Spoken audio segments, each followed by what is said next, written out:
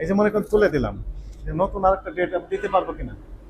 এই যে আমি উঠে নিলাম, নিয়ে আবার নতুন ভাবে স্টিকার লাগিয়ে দিলাম, আজকে 8 তারিখ তৈরি, মেয়াদ আর 3 দিন বা 4 দিন। এটা দেওয়া সম্ভব কিনা?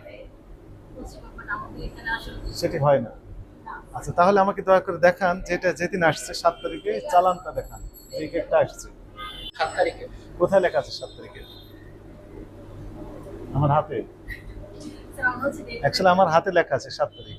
আচ্ছা, আজকে কয় তারিখ? 8 তারিখ।